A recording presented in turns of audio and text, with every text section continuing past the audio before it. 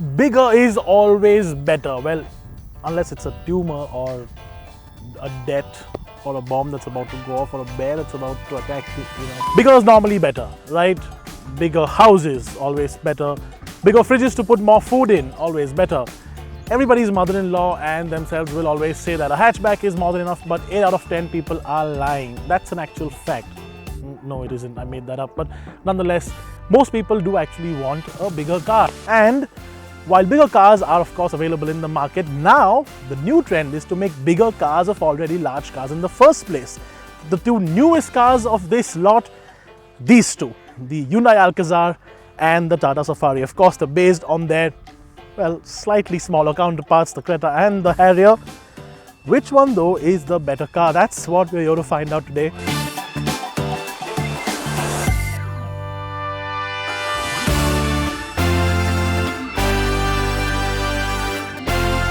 Now, I always stuck to one big statement that I've always made in my auto journalism career, and I'm going to stick to it because that's what I believe. 99% of the time when somebody gets into a showroom to see a car, it's because they like the way the damn thing looks. The Alcazar and the Safari both have one thing going for them in absolute spades. Both of them have phenomenal road presence. Now, the Creta, on which the Alcazar is based, not so much, but the Alcazar does have a lot more because of the larger grille. It's got these big dark chrome pieces on the grille. It just makes it look more aggressive. Moving to the Safari, the changes from the Harrier as compared to the Safari also includes this sort of silver or matte silver or satin silver finish grille and these chrome bits. They just look cooler. It looks more aggressive. It looks more appealing. It looks more modern as a car. Both of these also run on 18-inch alloy wheels. That adds to road presence. And both of them have these massive, big wheel arches. On the Safari, it's a little bit more curved out. On the Alcazar, it's a little bit more squared off. But on the whole, both of these cars, as I mentioned earlier, great road presence. You can't go wrong if you want something that looks like an SUV between these two. Compared to their standard counterparts, the rears have undergone a much more comprehensive transformation. The Safari, for example, is a lot more upright, and although it has similar tail lamps as the Harrier, it looks far better. The Alcazar, though, is a whole different ball game here. The Creta's rear end was massively polarizing, and by making the design a lot more palatable, Hyundai have hit their mark. Which one do you like more though? Head to the comment section and let us know before we go any further. Okay, then it's time to move on to the inside, and since the Safari is the older of the two cars, we start with that. What is by far the best Tata Motors interior yet, especially with the light beige seats and the grey toned wood on the dashboard. The Safari impresses in terms of overall design, and we think this will age well, really well. It does have a smallish screen and the instrument cluster is part analog and part digital, but everything in general is in place and within reach, and most importantly, it feels premium.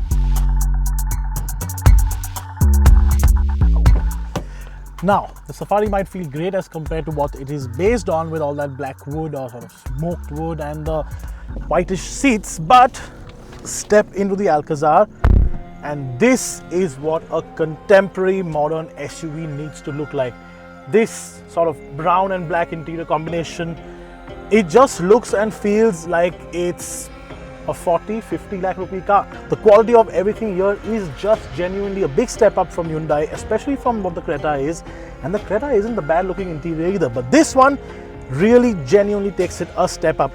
Now, personally, until very recently, I preferred a set of traditional dials. I was not a massive fan of the digital dials.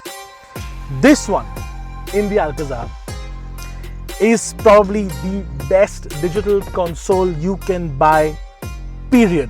I mean, yes, I know maybe a Lamborghini or a Ferrari or a very high-end BMW will have something nicer looking, but come on, in the mass market, in the way this looks, that screen with the high-resolution dials, it just genuinely feels and looks really crisp, really nice. And now for the elephant in the room, the reason why these two exist in the first place, the rear seats, and of course, in particular, that third row. But before we get there, let's talk about that second row. Now, both of these cars are available with a bench and individual captain seats, and the captain seats or the 6-seater version are the ones we recommend as they are just infinitely more comfortable. Both SUVs offer decent space, but the Safari is marginally larger, although strangely the Alcazar does offer a little more butt space. The third row though is pretty much an absolute clean sweep in the favor of the Safari, with an exception of maybe shoulder room. As we have said in our review too, the Alcazar's third row is barely usable by adults, and we stick by that. And honestly, it's not much better in the Safari either, but it's not as bad as the Hyundai. Would both these be better off if they were just 4 or 5 seater versions with extra boot space? Well, let us know what you think, but since most of you aren't likely to have all those 6 or 7 seats filled up at any point, the answer is, in our opinion, a definite yes. But if that is the case though, an interesting point to note is the fact that the Alcazar is a lot easier to get in and out of for the middle row.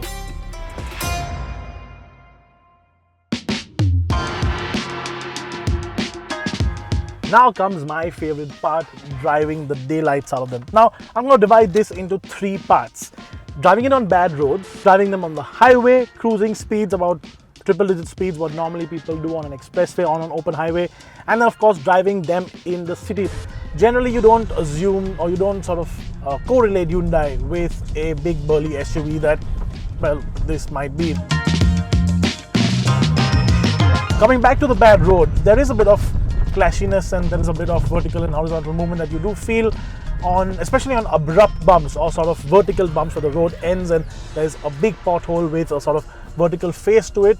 But on the whole, in terms of generally handling bad roads, this doesn't feel too bad. It doesn't feel very soft and sort of cushy and very, very comfortable.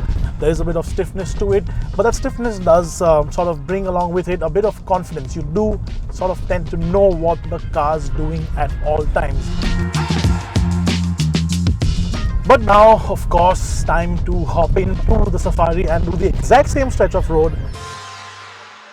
1, 2, 3, 4. 1, 2, 3, 4. 1. Right, so the Safari.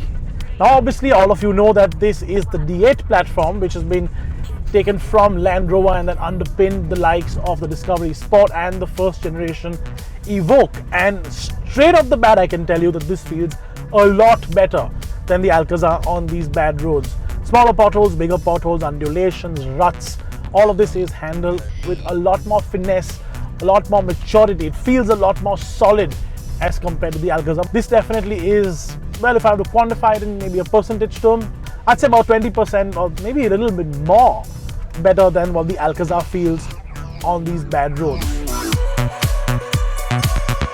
Oh, transitioning from a bad road to a highway like the expressway, which is all smooth and nice, is just such an absolute joy when you have to drive a whole bunch of distances every day like we do. On the highway, this thing cruises like an absolute peach. It's 170 horsepower, 350 Newton meters of torque. All of that really puts you on a sort of very easy going pace. If you want to do triple figures, it's very, very easily doable. It can go much quicker, obviously not that we recommend it, considering the fact that our speed limits are at 100 in some places. So do follow those speed limits. But that said, if you do want to do those faster speeds, you can. This feels planted, this feels solid. Remember that solidness that you felt on those rough roads, it still feels solid on a highway. Rumble strips, it still feels solid on a highway as well. Your SUV's engine undergoes a lot of pressure and strain when going through tough terrain, and it's important to have the perfect engine oil to get the best protection from start-stop traffic, heavy loads, and of course during warm-up. And we recommend Castrol Magnatec SUV. Now, there are some down points though. The gearbox doesn't feel as quick and as responsive as I'd like it to be, and there is a bit of NVH that's maybe a little bit on the higher side if you are pushing the car. But on the whole, as a Tata product, obviously this is the best we've ever seen. But even in general, the Safari is a great standalone car on its own. Moving to the Alcazar though, and obviously gonna be talking about one of those big points that everybody seems to have a bone of contention with. Is the diesel powerful enough?